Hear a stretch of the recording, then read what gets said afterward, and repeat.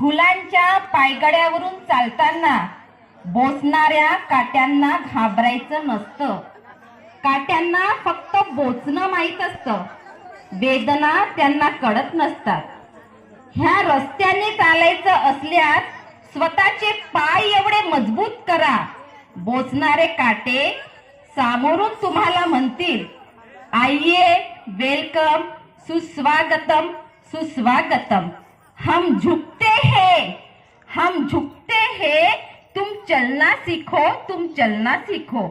असा संघर्षमय जीवन प्रवास झालेल्या सिंधुताई सपकाळ, अनाथांची माई, मी सिंधुताई सपकाळ बोलते. माझा जन्म वर्धा जिल्ह्यातील पिपरी मेघे या गावात 14 नोव्हेंबर 1947 रोजी शेठे या गुराख्याच्या घरी झाला. मी अवांछित मूल होते, कारण मी मुलगी म्हणून जन्माला आले होते. मी नकोशी होते, म्हणून माझे नाव चिंधी ठेवण्यात आले. आता चिंधी म्हणजे काय हो? चिंधी म्हणजे नकोशा असलेल्या फाटक्या कापडाचा तुकडा, ती म्हणजे चिंधी. पण हीच चिंधी समोर जाऊन अनेक फाटक्या ठिगडांना जोडेल, हे कुणास ठाऊक, हे कुणास ठाऊक. घरात 18-20 दारिद्र्य होते. मला शिक्षणाची खूप आवड होती, पण माझ्या आईचा शिक्षणाला विरोध होता. माझ्या वडिलांनी कीव घेऊन माझे नाव शाळेत घातले. हा, पण सोबत म्हशी चरायला न्यायच्या. आता म्हशी काही पाण्यात बसेना आणि मला काही शाळेत जाता येईना.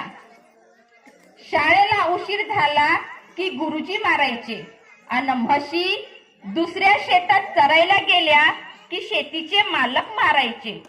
दोन्हीकडला मार खाऊन मी 4थी उत्तीर्ण झाले. घरातला खाणारा एक घास कधी कधी कमी होतो असे माझ्या आई वडिलांना वाटायचे. वयाच्या 10व्या वर्षी माझे लग्न 20 वर्ष मोठे असलेल्या श्रीहरी सपकाळ यांच्याशी झाला. तो नवरा कमी न कसाईच होता हो, तो नवरा कमी न कसाईच होता. कुटुंबात शिक्षणाचे वातावरण नव्हते.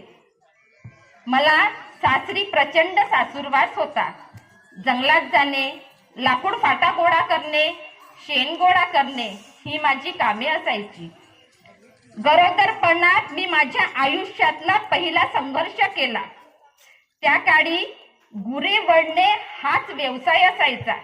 शेण काढता काढता बायाचे कंबरडे मोडायचे.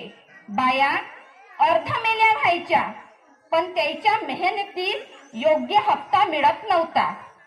त्यांचा मिळालेला हप्ता जमीनदार स्वतःच्या घशात घालायचा.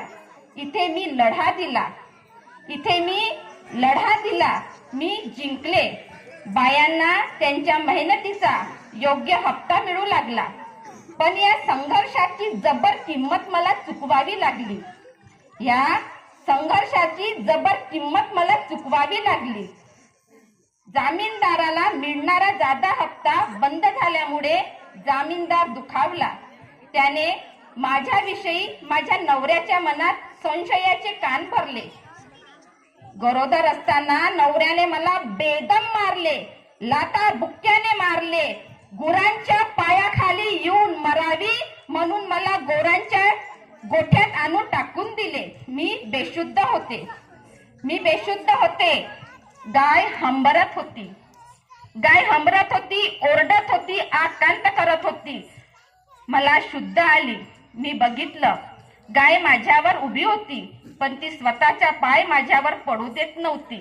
ती हमरून इतर गायीला दूर करत होती. इतर गायी ज्या माझ्याजवळ येण्याचा प्रयत्न करत होत्या त्यांना दूर करत होती. ती ओरडून त्यांना सांगत होती, अगं माणसानं टाकलंय हिला, आपण वाचूया, ही लेकुरवाडी झाली, हिला बाळ झालाय, आपण वाचूया. हमरत होती, ओरडत होती, जणू काही मला म्हणत होती, अगं उठ, तुला बाळ झालाय, तू उठ. मी उठले, मला कन्या झाली. 15 दगडाचे घाव घालून मी माझी नाड तोडली. 15 दगडाचे घाव घालून मी माझी नाड तोडली. गाईला आलिंगन दिले. गाईला आलिंगन दिले. तू गाय असून बाळंतपणात माझी आई झाली.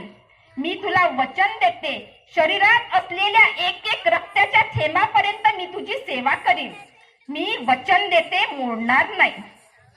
अर्धमेली झाली होती. नवऱ्याने टाकलं, गावकऱ्यांनी हाकललं. अर्धमेल्या अवस्थेत मी माझ्या आईकडे माहेरी गेली. माझ्या आईने पाठ फिरवली. जायचं कुठे, बाळाला घेऊन जगायचं कसं, मी आत्महत्येचा विचार केला. बाळा ठेवले, आत्महत्या करायला गेले, पण मनात विचार आला. माझ्या बाळाचा चेहरा बघितला. अगं सिंधुताई, तू वेडी आहे, तू अनाथ आहे, तू पोरकी आहे, तू मरशील, पण तुझं बाळ अनाथ पोरक म्हणून जगेल की वाचेल कोणास ठाऊक. अगं जग, बाळासाठी जग. माझं मन द्रवलं. बाळाचा चेहरा पाहिला आणि आत्महत्येचा विचार मनातून काढून टाकला. मी रेल्वे स्टेशनवर भीक मागायची. माझा रेल्वेतला सर्वात मोठा शत्रू म्हणजे रेल्वेचा टीसी. तो मला अर्ध तडवायचा, मला पकडायचा अन म्हणायचा, ए बाई, तिकीट? नो तिकीट बाबा, विदाउट तिकीट. तिकीट नहीं तो उतरो नीचे, उतरो तो उतरो, स्टेशन मेरे बाप का ही, ये नहीं तो और सही. मग त्या रेल्वेतून उतरायचं, दुसरी रेल्वे पकडायची, तिथे जाऊन भीक मागायची. ओली बाळंतीन, कापड्यात गुंडाळलेलं बाळ, भीक मागते सिंधुताई सपकाळ. या दिनेची क्यू घ्या माई, भिक्षा घाला माई, भिक्षा घाला. आजवर पोसले याला, खाऊनी चिंचेचा पाला. 2 दिवसाचं शिळ घाला, वाढलेला तुकडा द्याना. शिळ पाक चालेल आम्हा, भिक्षा घाला माई, भिक्षा घाला. मग माझ्या पदरात वाढलेला तुकडा, शिळ पाक असं काही बाई खायला घ्यायची. मी एक करायची. मी तिथल्या सर्व स्टेशनवरच्या सर्व भिकाऱ्यांना गोळा करायची. त्यांना माझ्यातली भिक्षा मी खाऊ घालायची. मी त्यांना खायला द्यायची, ते मला संरक्षण द्यायचे. इथे पाहिजे जातीचे मी त्यांना खायला द्यायची, ते मला संरक्षण द्यायचे. पण व्हायचं उलटच. ते खायचे, पटापटा रात्री झोपून जायचे. ते ओरिजिनल भिकारी होते, मी डुप्लिकेट होते. मला झोप यायची नाही, मला काळजी वाटायची, भीती वाटायची, मला चिंता वाटायची, मला झोप यायची नाही. मग माझ्या लक्षात आले, जिथे स्टेशन आहे तिथे गाव आहे, आणि जिथे गाव आहे तिथे स्मशान आहे. मग मी बाळाला धरायची, स्मशानाकडे निघायची. अशा अनेक कितीतरी रात्री मी स्मशानात घालवल्या. पण एक दिवशी चमत्कारच झाला. रोज काही भिक्षा मिळेल असं नाही. एक दिवशी भिक्षा मिळाली नाही, दुसऱ्या दिवशी भिक्षा मिळाली नाही. बाळाला धरले, स्मशानाकडे जायला निघाले. स्मशानात प्रेत यात्रा चालली होती. प्रेत गरिबाघरचं होतं, कारण गर्दी नव्हती. गरिबाच्या प्रेत यात्रेला गर्दी नसते. प्रेत यात्रा चालली होती. बाळाला धरून मी त्यांच्या मागे मागे जात होती. पण मला भीती वाटली, ही अनोळखी बाई कोण आपल्या मागे येत आहे, काही जादूटोना वगैरे करतील की काय, हाणतील. म्हणून मी झाडाच्या मागे लपून बसली. प्रेत विसाव्याजवळ आलं. विसाव्याजवळ प्रेत ठेवलं. प्रेताजवळ विसाव्यावर ओंझळभर पीठ, ₹1.25 घातला. माझ्या भुकेच्या आतड्याला ते ओंझळभर पीठ दिसत होतं. प्रेत सरणाजवळ गेलं, सरणावर विसावलं. नातेवाईकांनी पाणी फेरलं, मडकं टाकलं, सरणाला आग लावली. प्रेताचं टकुरं फुटलं. नातेवाईक रडले, घरी गेले. अंधार पडला होता. मी झाडामागून उठले, विसाव्याजवळ गेले. ओंझळभर पीठ, ₹1.25 माझ्या पदरात बांधून घेतला. प्रेस जळत होते. सरणाजवळ आले.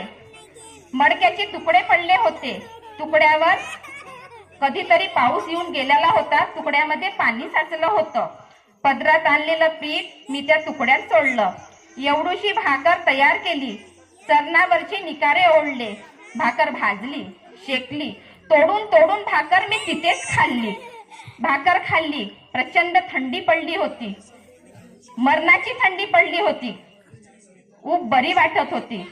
सरणाजवळ बसले, शेकत बसले. ऊब बरी वाटत होती.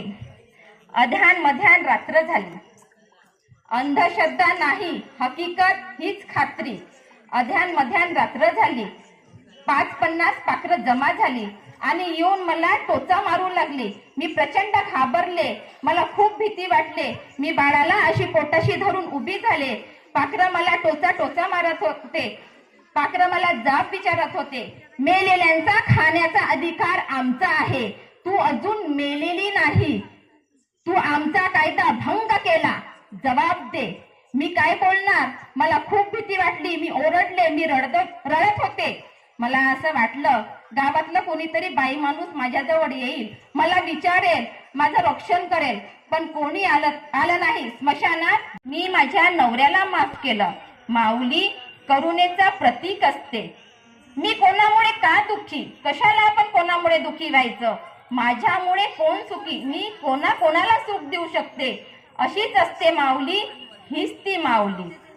असा संघर्षमय जीवन प्रवास झालेल्या अनाथांच्या माई सिंधुताई सपकाळ यांना माझा कोटी कोटी वंदन. धन्यवाद.